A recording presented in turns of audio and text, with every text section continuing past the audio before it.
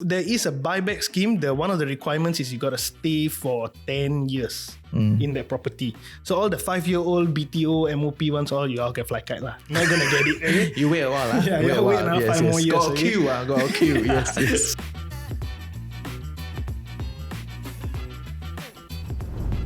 Okay, welcome back to another episode of Chills with TFC. I'm your host Reggie, aka your Chief Financial Coconut, and today we have viral TikTok star in the house, right? So yeah, introduce yourself. Come on. My name is ThatPropertyGuy, also known as Sheikh Amr. I don't know why I'm called the viral TikTok agent, but But you are, right? Is that the colloquial understanding today? I guess so. You can say that, but really, I always thought that I would just be like every other agent on TikTok. I just post shit every day just to help people. But turns out a lot of people either really agree with my content, or they really hate the living shit out of me. Like when it comes to ethnic quota, you get bigots from all over the world suddenly, suddenly you care, right? Suddenly you care. Like last time you don't care, then suddenly this thing's viral, then you like tak boleh tahan, then you have to care. Before that, your whole floor is all Indian, you don't care. It's not I tell you, when it comes to HDB terms, bro, like half of the shit I don't even know how to pronounce. Like mention it. How do you spell mention it? I don't know. Bro, try it, yeah. MAN. Wrong. No. Wrong. I failed. Wrong, bro. Oh my goodness. And that's the thing. I really thought I would go viral for my content. But bro, turns out when I look at the comment section, the only thing I went viral for was the way I said mention it and I spelled mention it. Big there. All wrong. Completely wrong. So you got like 10 comments teaching me how to spell mention it. Maisonette. Okay. No wonder I hear people say maisonette. Yes. Oh, wow. So that's how to go viral on TikTok. Huh? Yeah, just say shit wrongly. Crazy. But yeah, I know you went viral on TikTok. I mean, of course, because it was on our channel. So of course I know. I think to clear a record for all those of you who saw the clip about how I, as an Indian, do not get the same advantage as people of the majority race. I want to clear out. Number one, it's why I feel it's unfair is because I bought this property as a BTO. So I bought it at the same price as my neighbor who's a Chinese. And he's going to be able to sell to a larger pool of people as compared to I do, even though we purchased it at the same price. So that is where there is that big like disparity between the different races. If we put everything on the same boat, assuming we both earn the same income, we both had the same CPF contributions, we bought the same property, both side by side, 3-room flat, he would have $200,000 more purely by the color of his skin. Maybe okay. I think 200,000 is a bit of a stretch. Don't drama. Okay, let's talk. No, like you very drama one. Like come on, 100,000 is where we are at in today's market for ethnic house and a non-ethnic house. And we've seen today's news as well, right? The HDB 4 houses were actually buyback. 411 appeals, 131 cases on a case-by-case basis was approved, and 4 were eligible for the buyback scheme. So that goes to show the sheer number of people who are struggling as Indians, right? Who can't buy. Wait, can you tell me a little bit more about the buyback scheme? I think people may not know. There is a buyback scheme. One of the requirements is you got to stay for 10 years in that property. So all the 5-year-old BTO, MOP ones, all you all can fly kite lah. Not gonna get it. Okay? You wait a while lah. Yeah, you wait another 5 more years. Got a queue. Yes. So you gotta fulfill that. Then you gotta show like all your marketing receipts. You gotta show the fact that there have been offers, no offers. Possibly your agent commissions and stuff like that. So the agent conversations and everything, showing that you have been marketing for the last like 6 months or a year and you're unable to sell. And then by case basis, so out of 411, only 4 were actually allowed to be bought back by HDB. At what price? I believe it's at 100% of the value. I'm not too sure if they would do it. I don't think they're going to punish you at 80% of course, I don't the think value. They're not. I mean, that's only for those the lock one door, rent out kind of people. They will kena the 80%. That one take back. Yeah. Take back that one. So I believe buyback scheme should be 100%. If not, I'll be very pissed off. Yeah. Might as well don't sell, right? No, because the goal is to close the gap, right? Essentially. Yes. So they do that as to not affect the ethnic situation in there if they allow you to sell to the majority. Yeah. So most of the cases that were approved on a case-by-case basis, that 131, I think, those were allowed to sell to another race. Oh. The buyback are in situations like, for example, Jalan Bukit Ho Swee. No, that area is heavy with the Chinese majority already. So for you to allow to sell to another, as an Indian to sell to another Chinese person, that would greatly affect the quota situation over there. It would cause like, I don't know, a racial riot. won't. I don't know, bro. What Hey, it would happen. hey, bro. One more Chinese person coming into the house. Into the block. Oh my God. Shit's going down. The bus coming out again, right? What lama, Yeah. I got sponsors queuing up, you know. Then they listen to this, they're like, it's like, can say no. I can say because I'm Indian. Okay, you can say. I know. Yeah, you say, I cheer for you, right? You know, but before this whole episode become a like ethnic property thing, which is not the goal, right? I just want to clear another question that people, or all the comments in TikTok, right? The people say it's like, but then you can buy resale cheaper also. I think there are two groups of people, right? There's one group of people who want to see housing as a place where you should just stay, that profit should not be factored into it. And there's another group of people who have been on the boat where they had to sell and profit mattered, cash mattered. And we're not talking about profiting just to buy a bigger home and upgrading. For example, my dad had to sell because he had a stroke and a heart attack. Previously employed, so a lot of CPF go into that property. Now my parents' house is in ethnic quota, in Sims Drive in Geylang, where the valuation of that property is about 500,000. We tried marketing it for about a year, no offer. An ethnic quota person is sitting in his house, right, and he has no idea how is he going to let go. Because you know what? The difference between selling at 500,000 and selling at 400,000 is one got cash proceed of maybe 30, 40,000. The other is nothing. People always say that yes, a roof over your head is all that matters with housing. But dude, what we don't realize as Singaporeans, right, a lot of Singaporeans don't realize, is that the one investment that is compulsory, one compulsory investment is the roof over your head. You have to buy a home, right? Now with rent being this expensive in Singapore, you better buy a house. You know, it's crazy. So everybody has to make that decision. You have to invest. And when it's a compulsory investment, why on earth are you not factoring profit into that matter? What if you have to sell? That's something that nobody discuss, right? Because we believe that we are immortal. We believe that nothing bad will happen to us, and we can comfortably pay for the house for the next like 25 years. Then they only allow us 20k to be set aside into our CPF. So the average couple now have only 20k set aside, each husband and wife. So that's 40,000. So that's about 2 years of crisis planning set aside. What happens if you're unable to pay it for longer than 2 years? Then what you want to talk about? So once we clear out that 2 years of your savings that you can set aside in your CPF, what are you going to do for the remainder part of your life situation that can't change? You have to sell still, right? If you are in ethnic quota, how? There's just one problem, right? The issue, right, is what's scary now in the current market, what I'm facing, is not even that you sell at a loss or you sell lower than valuation. It's the fact that you can't even find a buyer. That is the biggest problem. Is it very common? I feel so privileged asking that question, right? Is it very common for what? Like for this kind of situation where as an ethnic quota, you just can't sell, and you know, what's the average are we looking at? Bro, if I walk into an Indian house in Cantonment Close or Queenstown, Dawson area, if they cannot sell at this price, I tell them find other agent. It's really like that, because truly I want to help you, but we are wasting each other's time, because I have been in that boat for so many times. I've taken listings that take almost a year to sell. It's just on my property guru, just filling out space over there, and it's just I'm reposting every day for an entire year, you know. The longest I take in this market to sell a 4-room is about a month for like the worst second floor face dustbin, that kind. Yeah. Shout out to you, second floor face dustbin.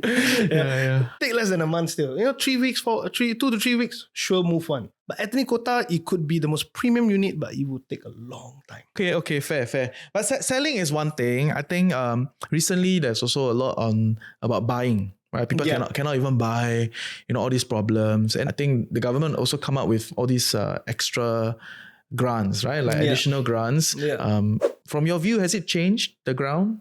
Oh yeah, I think the grants were a fantastic move by the government. It truly bridged the gap for a lot of people who were struggling in this market. Really. Right now, with the amount of grants you have, non-sponsored, this is not sponsored. It's okay, you can sponsor. Email here.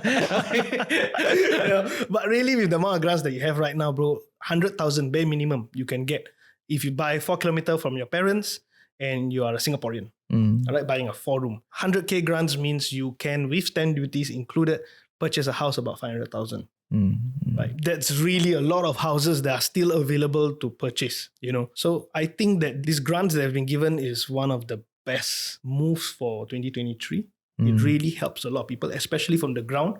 We do see an increase in transaction, but a resistance in the price. Which is they're smart, which means the government did what they said they do, their due diligence to really assess whether or not and target these grants to the specific group of people, right? The people who not pushing the price up, but at the same time need a home. The grants were targeted for them and it's working. We see that the prices don't increase, but people are being able to afford. No one's complaining anymore. We do see that. Yeah, no one's more complaining. now. Yes. A lot of them are happy, like they can afford more homes. And notice how the grants for the 5-room didn't go up by a lot. They doubled the 4-room, but they only increased the 5-room to 50,000, right? So if you are buying a 5-room flat, you better not go and like splurge now with twice the amount of grants. So they understand exactly where the price movement is happening. And they do see that data and they have identified that giving grants to the 4-room people will not cause a surge in price because these people genuinely just need to buy a home in a market that has been so inflated by COVID, and all that supply chain disruption and all the construction problems and BTOs, lack of supply of BTO. So these people need help. All the people without money, with a lot of money, stamp duty killed it. Boom. Sorry, not stamp duty, cooling measure killed it. Boom. So they don't BSD also went up. Yes. They are out of the market. They can't come back in for 15 months. So nobody's gonna like, oh, now I got grants and I've got shit ton of cash. I'm gonna come in and now whack and buy all of that. One. Those fellas all waiting. They probably are not gonna come in the market for a long time. And that means very good chance for the market to stabilize. I think what's damn sad is all those people, their parents go and buy under their name. That one damn shack because now they cannot BTO for 30 months. Then maybe they thought that, this property appreciate it. My parents will sell and give me money to buy my HDB. You have to wait 15 months. They also get stuck. So these group of people are really damn sad. Interesting. Yeah, as with every policy, some people will love it, some people won't, right? So it is what it is, right? Yeah, but I think at least it solves a lot of the people that are struggling, which I think that is the core purpose of public housing. Yeah. Right, not for you to make money out of it. But although we are a personal finance podcast and I know a lot of people make money out of it, but my base case is public housing, let's keep it public, right? It's for everybody to have a roof over the head, right? And then there are many other things that we can solve as we go along. Yeah. Right. But then with this grant and all that, right, that means it's allowing people to enter the market. Is it going to affect them when they are trying to exit the market?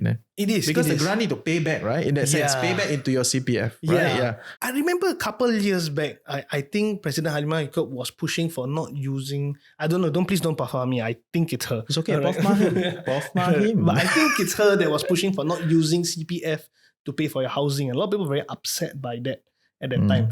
And back then, I also thought, dude, that's crazy. How are people going to afford? But when you think about it today, with the average Singaporean putting in a minimum of 100,000 of CPF monies into their HDB, by the 3rd or 4th year, they're going to go through a negative sale. What does that mean? That means that they will get no cash out of their property. Doesn't mean the property is losing money, right? It doesn't really mean the property is losing money, but the HDB is public housing, right? If it continued to grow the way it did for the last 3 years, your 5-room flat will be worth 1.5 million by 2030 if you do the math. So it cannot continue to keep rising. There'll be protests on the street. Yeah, protests on the street, Yeah, so that's the issue, right, with housing. Because you're putting in so much CPF into your down payment and then every month you consistently put money to pay for your mortgage with your CPF. Many people don't factor in that, hey, I bought this property at 500K. It has to appreciate to 580 or 620, It has to appreciate by close to 100,000 for me to see $1 in cash. It's not even a profit situation. It is a break-even situation where I see some cash. Now you might wonder, okay, what do I need all this cash for? A lot of homeowners are dependent on renovating the next house that they're going to purchase. Even if they are downgraders, they want to go and buy a smaller home and fully pay off. They want to live a debt-free life. We are not talking about profiting here. We're talking about just not having any utang, not having any loan. So you don't even have the opportunity to do that because that house has completely, you don't have the cash to renovate. Then you have to pay your agent. Then what are you going to do? How are you going to pay these two things? That already forms like Today's renovation for a 4-room flat is easily 50,000, 40 to 50,000 plus agent. That's already 55,000 in cash that you need to save up to buy the next flat. And you can't do that. So you just end up staying put. Then you can't unlock all of that CPF that is sitting in that house for your retirement, which is what is essentially was designed for. Retirement, right? I mean, we can argue all day about how you can invest outside and make a lot more money. I'm sure you have tons of people who were on your guest, right? Who have seen, I watched the previous episode, The Wealth Advisor as well. Yeah. I'm sure he can also debate with me on that. But the truth is, for the common man, can you tell me that he's able to invest outside better than the CPF accrued interest? Actually, the CPF data came out to show that most of the people that invest underperform or barely perform the 2.5, after cost and everything, But I think things are changing a little bit, but you cannot everything on risk, right? Like you must have some things on risk. Yes, okay, we want to like get the growth. We want to, maybe retire a bit faster, send our kids. Maybe, back then can only send to Singapore. Now you can send a bit further. Okay lah, right? And also you on risk on some of these things. There are some variability, right? On that, but you cannot everything on risk. It's quite crazy, right? So I would argue that the most of the common man maximize your CPF structure, put it in, let it roll. It's not too bad, and to be clear, 2.5 or even 4% or 4.5%, it's not crazy to a point that it becomes very hard for Temasek and GIC to generate because they're professionals, right? Or at least I want them to be a professional group, right? Okay. Whether you think or not, that is your problem. Okay. I think they have done whatever that they have done. Okay. The barrier of entry, I feel for the financial market is a lot higher as compared to property. As compared to just doing simple things like, hey, cutting back on the amount of mortgage you're going to be using, take a lesser loan, try to pay your mortgage in cash so that you can let CPF do the work for you, right? How many property agents, when you think about it, don't have CPF? And I tell you, property agents are the ones that understand the most. They value CPF so much. You know why? Because we don't have it. And it's actually not easy to voluntarily contribute into your CPF. The discipline you need to consistently, month on month, put in that 23% on your own, very difficult, bro. No incentive. No incentive. Government give you 5% matching, you put. I feel that discipline really tough, to put aside. And for the common man to develop that kind of discipline, to put aside money into the CPF, I'm very grateful that the government has actually done that for majority of Singaporeans who are employed. Because when you really think about it, how many people can actually afford homes if we didn't have CPF? It's true. Right. Yeah, but if you really want to push that topic, then what about not letting the prices float, right? But that's a different discussion. That is a different discussion. Okay, but then on that point, right? Essentially of like CPF, retirement, and housing. How about don't use everything CPF? Yeah, right. I agree with that, but you don't feel like it is a little bit much to ask from the common man? Don't use CPF. Like I think your down payment, no choice. It's a big sum. Right? Yeah, because of our quantum, right? Yeah, of the quantum, you have to go in, you need the CPF, I think that's fair. Yeah, I think that's fair. But it's the servicing after that. Yes, I think that's where Singaporeans take CPF for granted. That's where we have a problem, right? Because the expectations and what now our desire versus what we actually should be doing matters a lot, right? At this point, you see, you already got 100K government already give you. You are a couple. You need a 4-room flat. I give it to you. You can now buy. Your CPF also, I let you use your 30,000-40,000 as a starter couple, right? Each of you got about 40 grand. So now 80K. Your down payment already, you can buy a $600,000 house. At this point, you go and max out your entire loan to go and buy that 5-room flat, that super high floor, very nice. Then you whack your renovation. And then you say, hey, I cannot pay my mortgage in cash. I have to use CPF every month. That one, whose fault? Agent fault lah. Agent fault lah. Agent never tell you lah. Always agent fault, right? Always agent fault. Yeah. Because need to sell higher, make that 2%. Right? Always agent fault. So it's really, now you already have the affordability settled. Then at least work on your loan don't take so high loan lah. Work on a mortgage that you can comfortably afford in cash every month. Because what happens when you go and overstretch like this 5-10 years later? And that's the thing, right, about a lot of Singaporeans. They always say that, no, I'm buying a forever home. No lah. Bro. No lah. Especially you buy the new BTO estate. You don't even know what's this estate gonna look like in 5 years. That means it's forever home. Alamak. If it's really true, then why the hell we got 24,000 transaction every month? No, if you buy like Telok Blangah or something, right, that you know this place is forever gonna look like that. Or more or less, like 10, 20 years is gonna look like this. Then I think the case that you tell me these are forever home is more anchored. Right? Yeah. And they make these decisions, right, when they have no children, when they are 25. So the first thing I always ask a lot of people is, you're making a 25-year decision today. You got to think about 5 years ago how you used to think. Just think about it, like 5 years ago. Dangerous. You could ask this question. Dangerous. I ask this question to any age group, and that's what rocks them, because they realize 5 years ago they were different, completely different person.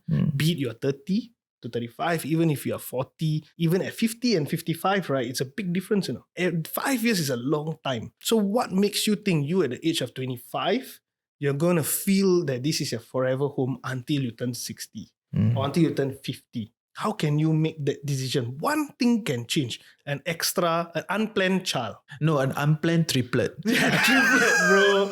Yeah. The government will love you, but you were like, walao, headaches.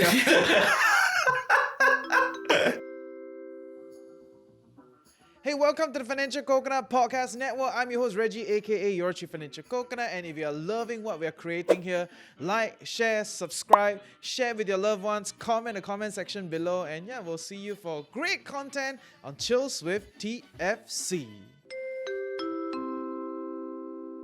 Okay.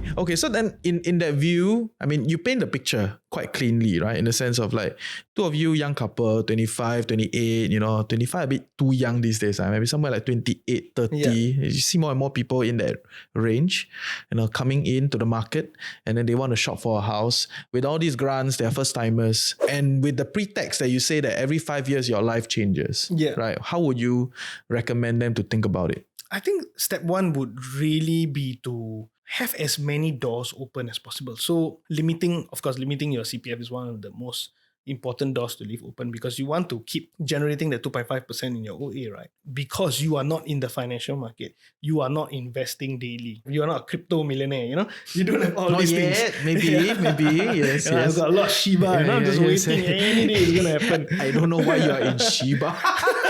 So I think number one is really have that avenue open, because you never know when you need to sell.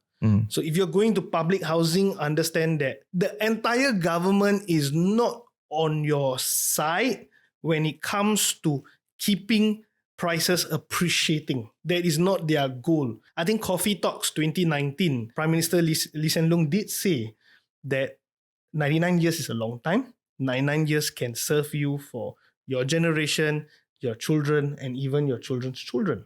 Right, your grandkids. From this, we can easily understand that their goal is to make sure that every Singaporean has a roof over their head, not to profit. So we know that they are not into helping you to profit, your HDB. So they are in the boat of keeping it affordable by greatest cooling measure of all time, increasing BTO supply. So the entire forces are already against you. So when you buy a property, you want to keep your break even as low as possible, because if we look at the numbers over the past, we would understand that it would eventually dwindle down. But we also must be clear that there was a generation that was sold the idea of like appreciation, right? Yeah, of course, when it was 80,000, 160, 163, 20, 320, even 600. But bro, where have you seen 600 become 1.2 million? It's crazy. Protest in Hong Lim, right? Like I said, right? I've said it many times, right? I'm going to own this, right? If prices are going to go there as an average, there will be protests on Hong Lim. Definitely, right? Man, definitely. So I really don't think we'll have the same government. That mean them being said, they have to keep public housing affordable. Yes. So the narrative has shifted. Yeah. The goals have shifted. And I think it is not about blaming, why you shift or that. I mean, there will be a generation that do that because they bought into that narrative. Yeah. And then now it's like, plata flip, right? It's like, what's happening, right? So they are unhappy, and I think rightfully so. I can understand why they're unhappy. But I think for our generation, millennials, Gen Zs, that are entering the market, this is the new reality. Yeah. Right? This is the new picture that the government is painting. And then you do you lah. You got to think about it lah. Yeah. Yeah, like really that is the goal. Keep the option open so that if you need to sell, you have the opportunity to sell. What else? I think number 2 would be try your very best to make your first property the best decision you can make, right? Because it really defines your next 30 years. So how do you define it's a good, like your best purchase? Because everybody has a framework to decide what is the best, right?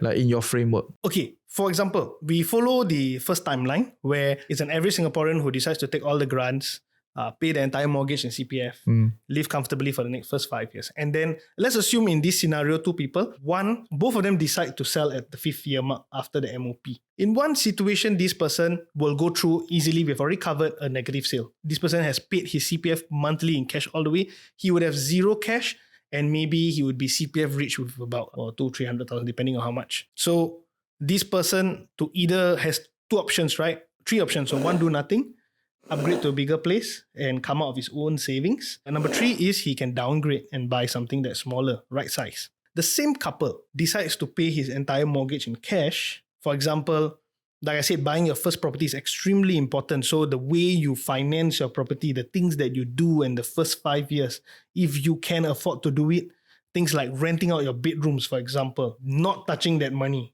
right? Putting it in a joint account, not touching it. That person will amount in cash and CPF to about, assuming he pays his mortgage in cash, of close to 350,000, 200 to 350,000 in cash and CPF, right? We're talking a cash of about close to 100K. Just from paying the mortgage in cash, everything coming back to you, all the grants that you took coming back to you, all the money that's sitting in your OA that's been there with you, and of course the rental of about, if we just talk $700 a month for 2 bedrooms. Still can, meh? $700 a month. No, conservative lah. Conservative. They're not very conservative. Yeah, I'm like, all my Malaysian friends are like, oh my God, how do we do this? Yes. Okay, that's better, right? So let's just assume it's 700. We look at down market again, right?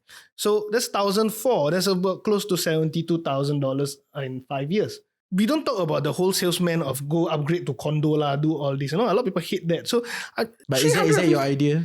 That is essentially buying a private property is great. You know, I'm a big believer in buying private properties. I think it's one of the greatest ways to put your money in somewhere that's better than a bank. It grows in wealth. It's not a get rich quick scheme. That's not where I'm at. You know, it's appreciating. We cannot deny that 98% of new launches in the last 5 years all were positive transactions, right? They all were profitable. So you can do that, but that's not what we're talking about here. Now we're just talking about the common man, right? Yeah. As a couple, if one just chiong for the first 5 years, he would have amassed 350K in CPF and cash by doing fundamental things that's available to everyone. You don't need to be extremely smart. You don't need to have a high income. You don't have anything. Low income, the more you have when you think about it, right? Yeah, you just need a smaller place to have sex. You cannot do it in the living room because got other people, everything. Even if that's the case, you're not the master. So you never see the tenant, right? Then you can have the common room and the two. Hey, that is not the tone of the show. But I know I started it. Yeah, but that being said, dude, that can almost fully pay your next house already. You just need to take a tiny loan, or you could even upgrade to an executive and have a tiny loan of about $600 to $900 a month and comfortably pay that for the next 25 years. Or you want to chong 10 years at $2,000 a month, go for it. You have the savings to do it. Your whole life is different. Another guy has to work and live within his means at the 5th year mark and also come out all of the money in his savings. This guy never even touched his savings. I get it. I mean, this is mathematically accurate, right? But fundamentally, you must have the option. Yeah, lifestyle. Right? If you have children you must and have the all option. that. Yes, you got children, everything very hard. Unless your children stay in the corridor, right? That's not the goal. That's not the goal. Okay, fair. Interesting. I think we've established that whole buying process. How has this thing changed? And empower the people and all that, right? So if they are looking to upgrade to mansionette or upgrade to I don't know, Sembawang still got jumbo, right? Jumbo. Woodlands. Yeah, Woodlands, jumbo flat, which at the point in time they couldn't sell. That's why it became jumbo, or further upgrade into private. How should we think about this? At that point, dude, you've put in the work. So I'm a big believer in, as long as you put in the work one time, at that point, up to you what you want to do, man. No judgment. You want to go and upgrade to go and buy a fully pay or another HDB that's depreciating, go for it. You deserve it. You've earned it already. Nobody's going to like force you. And if you still want to chiong, you're young, you have the income, go straight for the private, because that is one of the best ways to, as a common man, to, like I said, it's a compulsory investment, right? So why not put your money in a place where it's appreciating, it's safe? But with all the ABSD and all the... Because ABSD ma. Yeah, because it's your first one, right? So, but it looks like our government is slowly recognizing, okay, I would say maybe not so slow, it's been a few years, that private property is a great place for tax. Yeah.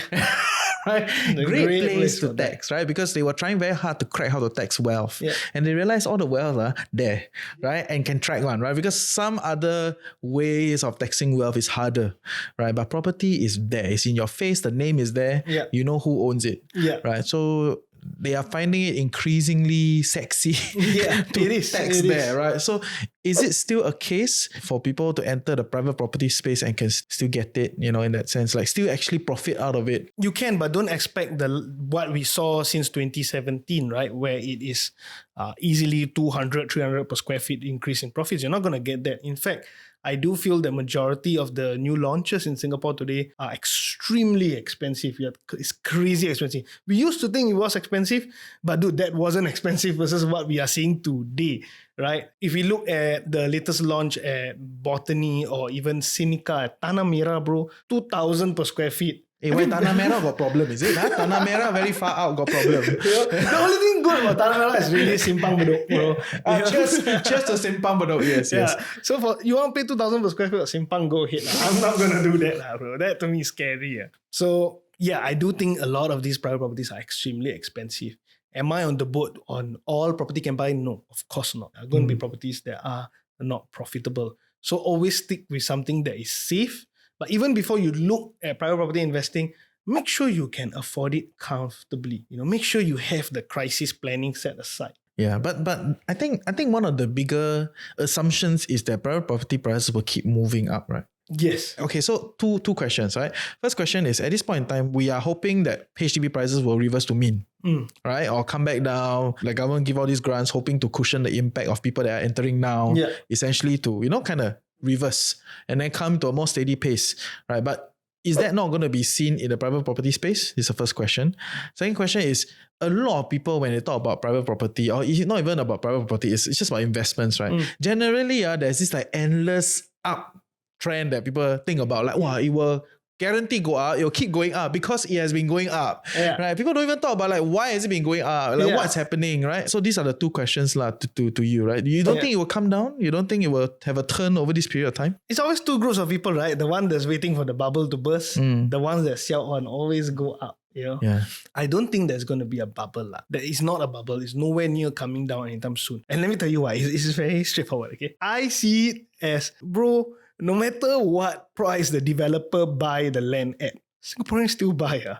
Always still selling out, It's very interesting. Also because no matter how much I say, people will still be going towards the brand new market because the commissions are insane. And a lot of property agents might hate me for saying it. You mean the agents are pushing that, right? Yes, the commissions are insane. And that's because the new launch market is the one that's paying the huge. Yeah, it can be 5, 6, 7%. Yeah, it can. Dude, when I first joined the industry that year, V and Shenton was going at 10%, bro. Wow. You sell a one bidder, you can get a full 100k award. That's insane. So that was when it was the start of that bull run. Right, 2017, we started seeing, you throw a stone at any condominium, any new launch in 2017, all make money, everything profited. So commissions drive a lot of these projects. And we cannot deny that, number one. So that's one big factor that we can never run from. Number two is the fact that whatever price the developer decides to go at, even though they bought it at such a cheap price and their profit margin is huge, Singaporeans still buy. Singaporeans still love brand new. We cannot deny that.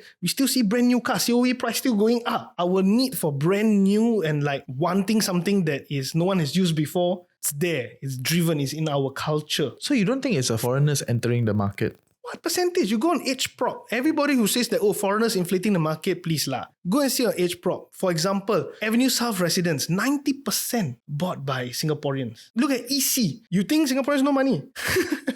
EC, right? The maximum you can loan is 1 million. regardless, even if you are the son of our President Haiman Yaakob, you can only loan 1 million max because there's an income ceiling. Then the average EC price for those larger units are 1.3, 1.4 million. Then you tell me now that 300, 400K, how they come where? out? Yes. Come from where? First timers some more, eh? Majority are all first timers. So where is that all coming from? Either the HDB upgrader who sells the house, gets a 300K, but they have a levy because now they're BTO, so many of them won't be able to come up that much cash. But you see a lot at the EC balloting when I'm there. It's all young couples. Father, mother at the back. Not foreigner. Okay? So some might argue like, they are new citizens. So that is why I am always watching Parliament, because I want to see the statistics. What percentage of new citizens are actually buying property? I believe it's a very small amount. Okay, fair. So then you kind of like step your friends in the space lah, right? It's like, hey, you anyhow push lah, all this like new launch, everything, cost commission damn good. For someone that's thinking, because I think for us, we're not here to flame sellers, we are here to educate the buyers, right? So for someone that is like at that front thinking about buying like condo, right? Like yes, you said that, okay, now you've done your grind, you can do what you want to do, but what are some best practices that they can think about when they're entering into that field? Because I think it's a very different thought process as compared to when you're like entering the BTO and all that. Yeah, I think BTO is very straightforward, right? Sure, make money. Buy anything. Second floor face dustbin, make money. But don't buy second floor face dustbin. Hey, not true. Don't discriminate the second floor face dustbin. Okay, I want to say I've sold many. It is not that hard. It is a matter of your pricing. At the end of the day, you got a product. Some people have a LV bag. You have a normal bag. You go and just sell a bit. Follow what your product is like. You cannot expect to sell at the 10th floor price. Expectation is very important with BTO sellers. So I do feel that a lot of people put heavy emphasis on how scary it is and how you cannot sell these units. I just want to put it out there for everybody watching. It's not that hard. It's overrated. Don't need to go so crazy. Let go of BTO, especially now that they're forcing BTO down everybody's throats, right?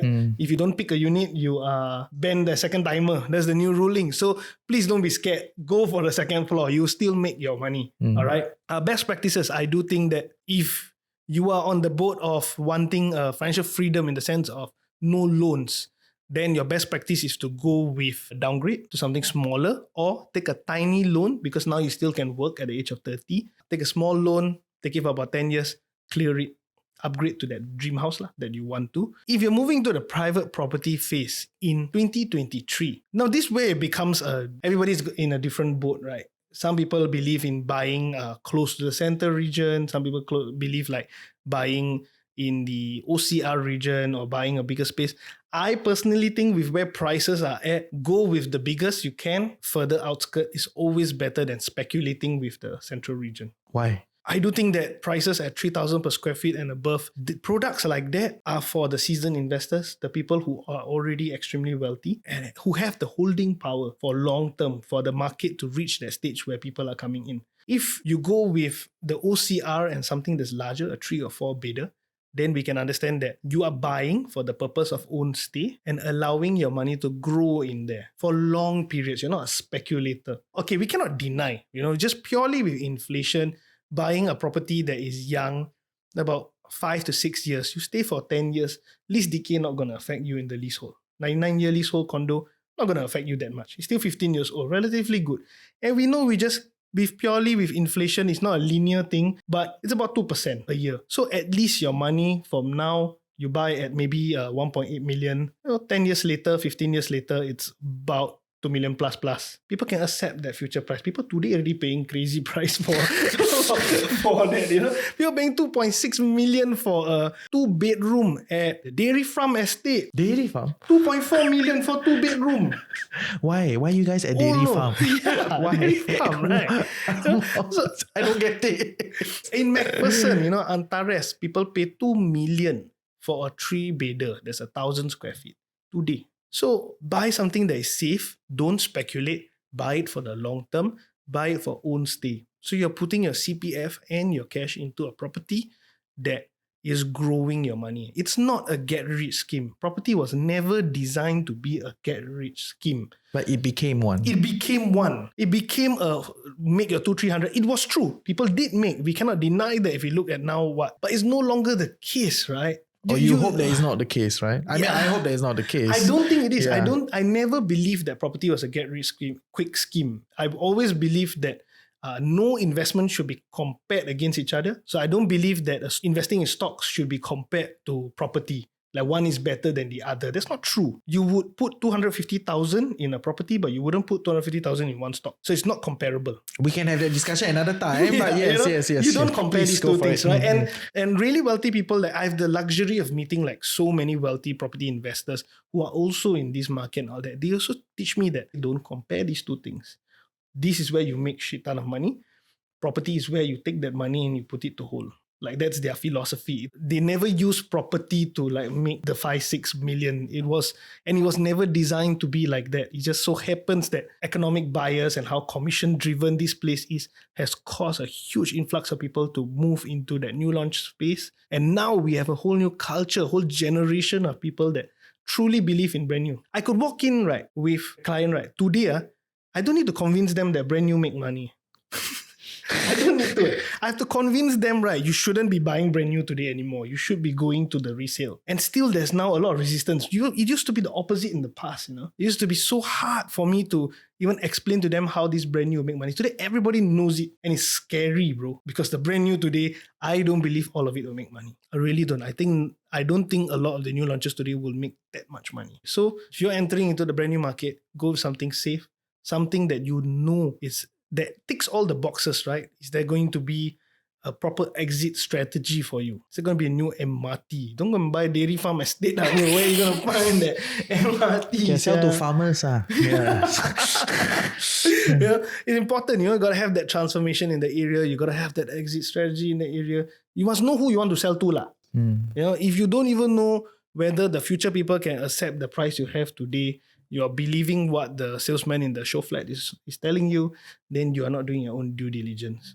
So investing, when you enter the private property market, the biggest advice is take responsibility for your investment. You have to know what you are putting your money in. It's really the largest ticket item of your life.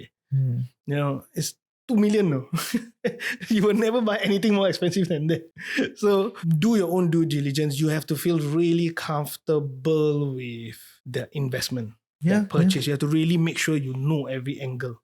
Yeah, fair. And I think we also need to flag out that, inflation rates may not be at 2%. It may stay heightened for a while. Mortgage rates may stay very high. So I'm already pessimistic fella, bro. I just believe in 2%. No, so if it stays at 2 or maybe even go up to 4, and then you have mortgages that stay high at like 3, 6, 4%, then essentially your property needs to run at 8% per annum for you to make any real wins, right? And can it be done? I don't know.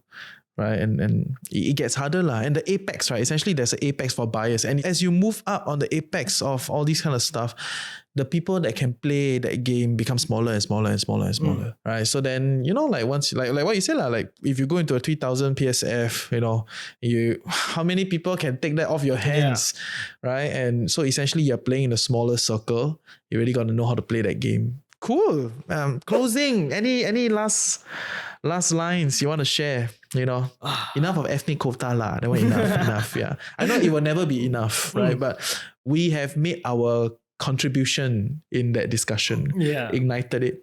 I think that's something that I hope the government tweaks lah. I think a lot of people are suffering. I don't think it should be removed just yet. Maybe tweaked. The very least. It is a policy that's from the 60s, right? And last statements, I think really be careful of what you are purchasing in 2023 and always be focused on affordability as your North Star. Do not overstretch in this market because we are in a very, very inflated market and it is public housing at the end of the day. So if it were to come down, you are the one that's going to suffer the worst because you bought in them high. So affordability should be your number one priority, knowing exactly what you are purchasing and why you're purchasing it. Nice. And negotiate on commission. Can negotiate one, by the way. This is not legal mandate. But that one he cannot say. I say. Negotiate can go upwards also. Of course. Right? Yeah, we can talk, right? Yeah. Thank you for your time. Hey, most welcome. Thank you for having me, man. I have 3 questions that I ask everybody. It's a standard question. So we roll at the end. First question is, what is one place that you learn, that you feel is underrated? right? It can be a YouTube channel, can be a particular podcast, can be a book that you read. It can be anything in that sense. So the next question is, what is one thing under $100 that you bought that is a game changer for your life? I think question 1 and question 2, I would say would be 48 Laws of Power, the book. I wouldn't say I don't know if it's underrated depending on how many people have read it before, but 48 Laws of Power taught me not just to be more influential. It taught me to be a better better husband to my wife. It's okay. You can be a better wife. What is wrong? Yes. You can be a better dolphin also up to you. Yes. I think it taught me to be a better son. It taught me to really understand how to communicate with people and learn that in the corporate world, even though I am self-employed, I still have to work with a lot of people, a lot of agents, negotiations. It taught me to be a ferocious negotiator, taught me how to understand how people work, learning how to do things like communicate in a social setting so that you could get the better deal for your clients as well, and understanding how family politics work, how friends and social circle, how to be I think the correct term for it is a lynch pincher, is it? How to be a lynch pincher? And I think that's the term for it, right? Where you enhance the conversations of the people around you. So I think everybody should read that book, even though it's very controversial. I think if you use it for good, you can do wonders with it. If you use it for bad, then you can also do wonders with it. Yeah. Right. It's just where do you wander to? And the third question is, what has been your worst and best investment you've ever made? Crypto. Shiba, Luna, I bought it all, bro.